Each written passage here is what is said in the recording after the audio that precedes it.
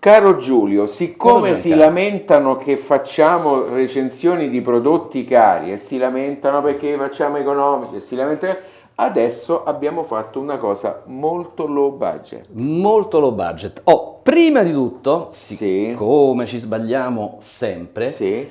il titolo. Che cosa sono questi apparecchi? Ah, Sono cosa degli sono? apparecchi Cosa della sono? IFI, Della ma IFI? purtroppo dal momento che la naming a me è risultata incomprensibile, Sì. io leggo, intanto fanno parte della linea Zen Air, Mazza, oggi Giulio. linea Oggi- economica, Sì. e abbiamo il DAC amplificatore cuffia, O diciamo solo il lo streamer Bluetooth. streamer Bluetooth. Ok.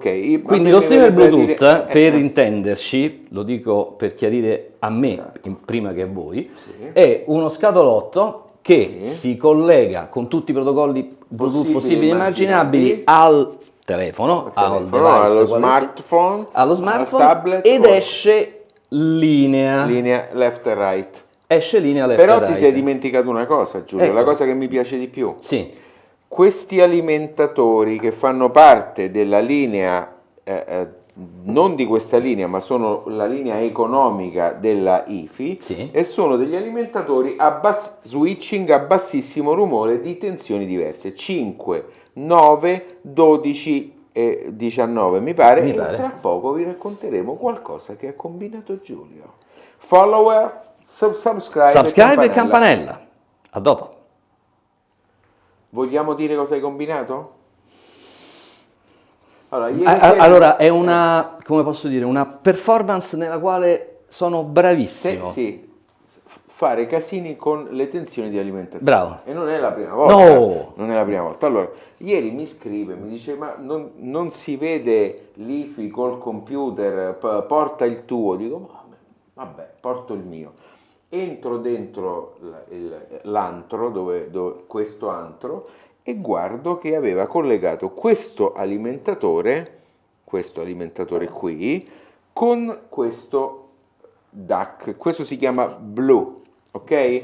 Solo che questo è da 12 volte e questo poverello c'ha l'ingresso da 5. Quindi diciamo che non solo scottava che ci facevi una bistecca sopra, vabbè, però per fortuna poi l'ho ricollegato E a funziona 5 volte, perfettamente, funziona. quindi possiamo dire che tra i pregi di questi prodotti della IFI Bravo. c'è la L'ho robustezza. fatta- Noi esatto. facciamo degli stress test Esatto, Giulio per l'ha fatto verificare, apposta. esatto, per L'ha verificare fatto la robustezza, e questo da questo punto di vista è imbattibile. Bene, Allora. che cosa sono questi oggetti? Allora, questo è un DAC con amplificatore per cuffia, è MQA renderer, quindi vuol dire, perché tutti si impippolano con l'MQA. L'MQA ha due fasi, una fase è la fase dello spacchettamento O unfolding, per dirla e come la l'altra dicono loro. fase è la fase del decoding dell'unfolding fatto. Questo fa solo la decodifica di un file che è stato già scompattato, quindi come se fosse già unzippato, Sì, più diciamo. o meno, e quindi lo... Quindi fondamentalmente lui si aspetta un flusso dati che viene già da una macchina che ha fatto la prima parte della codifica MQA. Esattamente. Lui fa la seconda parte. Esatto. E invece questo è un Streamer Bluetooth. streamer Bluetooth, quindi però è compatibile. Aspetta, allora, Sì. streamer Bluetooth, perché ancora una volta lo dico io così mi chiarisco le idee, che cosa è? È un apparecchietto, uno scatolotto che serve a stabilire una connessione Bluetooth fra uno smart device, quindi il telefonino, il tablet, Qualsiasi quello cosa che abbia è, Bluetooth. e l'uscita, cioè l'ingresso linea dell'amplificatore, quindi questo fa anche una conversione. Diciamo subito che si appoggia ad un convertitore ESS 9026 della Sabre, quindi niente male.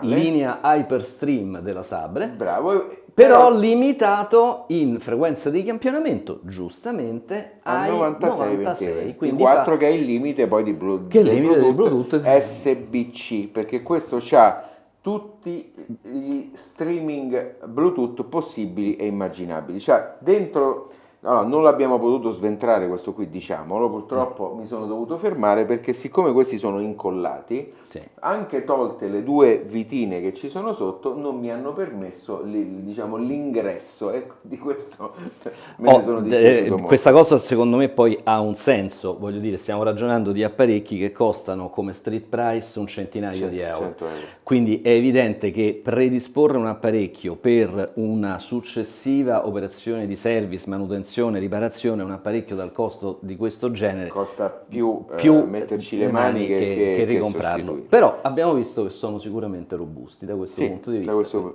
punto di vista Sono prodotti che probabilmente nascono con una, diciamo, filosofia, con un riferimento di mercato un po' diverso rispetto a quello dell'audiofilo.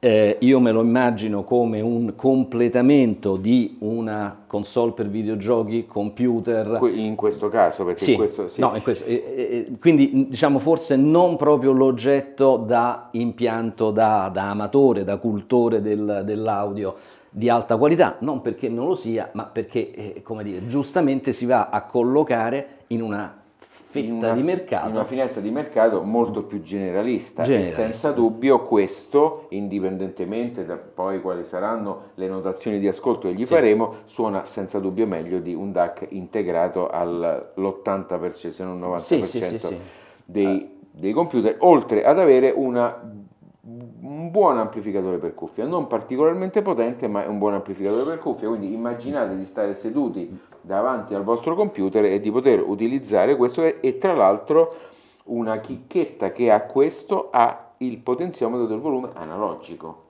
cosa molto rara. Altra cosa che io ho apprezzato è il grosso leddone qui che si trova sul pannello frontale che ti dà contezza immediata del tipo di file che ti sta arrivando, quindi non soltanto frequenze di campionamento, ma anche ad esempio nel caso dell'MQA si accende in quel color purple tipico dell'MQA per dirti che sta facendo il mestiere che abbiamo detto e prima. Che poi, permettimi, si vede un po' diciamo, la deriva PC/gaming, mi viene da dire, perché c'è il tasto che dà un boost sui bassi, che è tipico diciamo di un certo tipo di mercato, e questo invece è un tasto che agisce sull'amplificatore per cuffia diminuendo o aumentando la potenza d'uscita.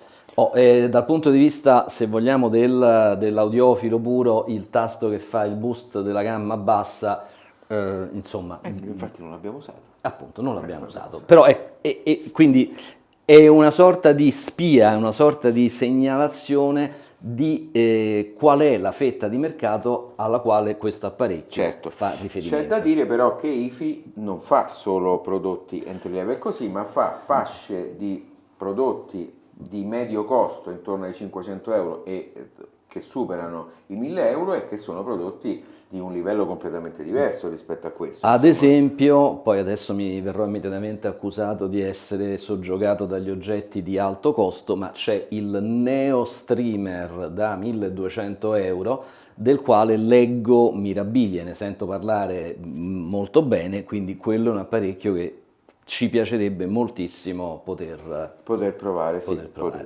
E vogliamo dire qualcosa di questo splendido alimentatore che, oltre a rompere gli oggetti come faccio io, serve, no, adesso scherzi a parte. Posso mettere gli occhiali carizzati? Allora, questo è il contenitore. Qui dentro ci sono vari adattatori per rendere questo alimentatore compatibile con tutte le prese, anche con quelle sia con il polo centrale positivo che con il polo centrale negativo. Sì, c'è una sorta di invertitore, quindi puoi scegliere se avere il positivo al centro o il positivo esterno, esatto, e viceversa. E fortunatamente quello non l'hai sbagliato. Quello non l'ho sbagliato. Se non c'era il diodo di protezione, qua ce l'avevamo. Va bene. Adesso lo chiamano Active Noise Cancellation 2. Sì. Io lascio stare queste cose, ci sono disegni, ci sono altre cose. Il problema di questi alimentatori è le frequenze, le altissime frequenze che inducono sul cavo che le collega alle elettroniche e che quindi rompono le scatole soprattutto ai circuiti audio. Io gli ho dato una bella occhiata con l'oscilloscopio, insomma ci ho lavorato un po' sopra e questo è veramente completamente diverso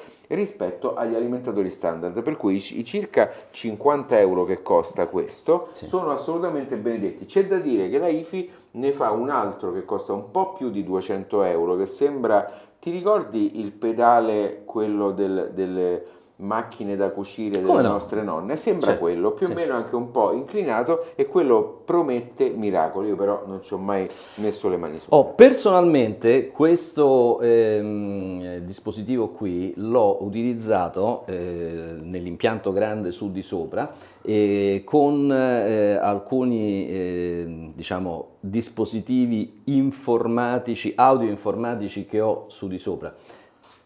Non a 5 volte, a 12 volte. E devo dire che rispetto ad altri alimentatorini generici funziona effettivamente molto meglio. E quello che posso dire è che secondo me il passaggio successivo rispetto a questo qui è quello dell'alimentatore lineare. Sì. Tipo gli HD Plex che utilizzo qui diciamo un po' dappertutto. Però se uno non vuole arrivare a spendere quelle cifre lì, sicuramente nell'ambito degli switching questo con 50 euro costa, te la cavi e c'è un miglioramento qualitativo. Ad esempio mi viene da dirvi l'alimentazione del Raspberry, sempre con la versione da 5. Sì. Però va bene. Prima comprai quella da 5 e poi se non va bene salite, perché al contrario diventa più costoso. Va bene, allora adesso siccome non lo possiamo sventrare, niente. E questa volta stiamo così, siamo un pochettino più stringati. Sì, esatto. E quindi passiamo direttamente all'ascolto. A dopo. Ti vedo perplesso. No, allora, non è perplessità. Però faccio una piccola puntualizzazione. Te lo concedo. Grazie. Allora, qui stiamo ragionando di un DAC ampli cuffia. Non entro momentaneamente nel merito dello streamer Bluetooth. Come tutti quanti voi sapete, io mi taccio rispetto al discorso della parte ampli cuffia, perché direi delle cose probabilmente o poco sensate o comunque sicuramente poco utili. Parlo del DAC, quindi parlo di un DAC da 100 euro. La mia sensazione è che, ragionando di una cifra simile, il topping che abbiamo recensito tempo addietro, giusto? Il topping quello basico, a me aveva soddisfatto di più. Ovviamente quello però non era ampli cuffia. Bravo, mi togli le parole di bocca. Esattamente, quindi che cosa significa? Che in quel caso lì il signor Topping aveva messo tutto il budget a disposizione per l'utilizzazione in ambito audio 2 canali normali. Qui evidentemente a parità di budget, facciamola semplice, metà l'hai destinato all'ampli cuffia, metà l'hai destinato alla parte DAC. Il risultato è che è un DAC che è sicuramente un ottimo, per me, completamento di, ad esempio, di una postazione desktop di computer. Di una postazione desktop di computer, e infatti io l'ho anche utilizzato su di sopra nel mio studietto come DAC da computer. Con l'alimentatore giusto. Con l'alimentatore giusto, assolutamente, e ha funzionato in maniera egregia. Questo che cosa significa? Significa che il biglietto d'ingresso dal punto di vista economico per prodotti di questo genere deve essere più elevato? No, non necessariamente. Io quello che sto dicendo però è che rispetto alla richiesta che tanti nostri iscritti, follower ci fanno di andare a cercare prodotti tra virgolette miracolosi, a me questa prova di questi prodotti IFI mi conferma nella mia convinzione profonda che i prodotti miracolosi purtroppo non ci stanno, non esistono. Questi poveretti hanno dovuto dividersi un budget tremendamente ristretto di 100 euro al pubblico. E per come la vedo io hanno fatto un'eccellente... Ma per carità... Perché il topping che abbiamo provato andava bene, ma mancava indubbiamente di quella parte di uscita cuffia che molto spesso nei computer serve. Che nei computer serve. Perché immaginati che tu stai lavorando, quello che sta accanto a te è costretto, magari per lavoro, costretto fra virgolette, a sentire un contenuto audio e che fa? Col topping non lo può fare se non utilizzando, se ce l'ha, l'uscita cuffia del computer, quindi vanificando buona parte degli sforzi che ha fatto. Quindi, e poi, scusate, altro discorso, è vero che con un budget da 100 euro ti sei portato a casa un apparecchietto che è mostruosamente migliore rispetto al jack cuffia del computer. Dal momento che io mi immagino che l'ideale acquirente di questo oggetto sia un ragazzo, un giovane, ragazzo o ragazza, giovane, che 100 euro, 99 euro ce li può mettere, e vabbè, non la stiamo a fare troppo lunga, non andiamo troppo per il sottile, sicuramente questo dispositivo è meglio di collegare la cuffietta al jack cuffia del computer, su questo non c'è paragone. Ma i miracoli non esistono. Ecco, però, appunto, ecco, se ragioniamo nei termini di audio due canali di livello elevato... Però permettimi, io direi anche di livello hi-fi, perché questo non è che non è livello hi-fi, però è proprio un entry level, cioè ti dà ti fa fare un gradino in più, un passo in più rispetto alla qualità di riproduzione, ma comunque è un oggetto che... Però mi è piaciuto invece, permettimi, di più quello Bluetooth, perché quello Bluetooth, siccome sempre per 100 euro si sono dovuti dividere il budget solo tra il modulo Qualcomm, perché dentro è il modulo Qualcomm e il DAC, funziona bene, mi ha convinto. Modulo Qualcomm del quale, se non ho capito male, i tecnici IFI hanno riscritto il firmware o qualcosa del genere, insomma. Sì, perché quel modulo non è compatibile bene con tutti i protocolli Bluetooth, quindi hanno fatto un eccellente lavoro. E devo dire, quello lì, lo streamer Bluetooth, che onestamente quando è arrivato sulla mia scrivania non avevo neanche ben capito a cosa anche servisse. Per la tua idiosincrasia, diciamo. Ai protocolli wireless, però invece una sua ragion d'essere ce l'ha. Voglio dire, magari può capitare una situazione, mi immagino domestica, nel quale c'è un impianto preesistente anche di buon livello, che però ovviamente l'ingresso Bluetooth non ce l'ha, qualcuno in famiglia, segnatamente un figlio o una figlia che sono abituati ad ascoltare la musica attraverso il telefonino, con sempre i soliti 100 euro lo accontenti in maniera, devo dire, non penalizzante dal punto di vista qualitativo. Quindi... Quello che non abbiamo detto però, perché qualcosa ce la siamo scordata, ma del resto quella è l'età, nessuno dei due comprende l'alimentatore.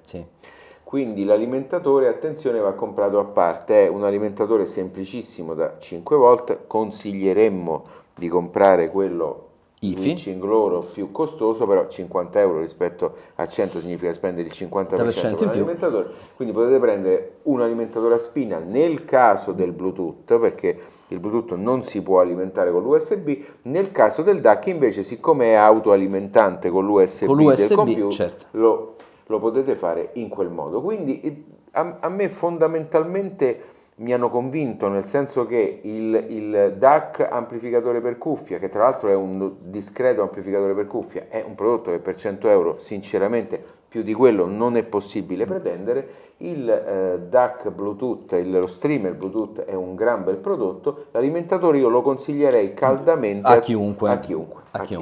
Un'ultima notazione, non proprio lusinghiera in questo senso, se me la concedete, e mi piacerebbe tanto parlare con il designer della IFI per capire perché. Cioè, la forma di questi oggetti è talmente bizzarra che veramente non riesco a capire qual è stato il criterio progettuale che ha spinto a un design di questo genere. A me invece non mi sono dispiaciuti questi due affaretti che sembrano quasi venuti fuori dalla testa di un extraterrestre ubriaco. Ecco, un extraterrestre ubriaco potrebbe essere stato il designer di questo prodotto. Non è poi così. Vabbè, Questo veramente mi ha lasciato un po' esterrefatto. Allora, Direi grazie. che abbiamo detto tutto, Sì. se non il classico solito finalino di subscribe, campanella. E fate i bravi. Buona Pasqua, ce lo diciamo, mi sa, al prossimo giro. Boh, Vabbè, magari buona Pasqua. Magari buona Pasqua. Ciao.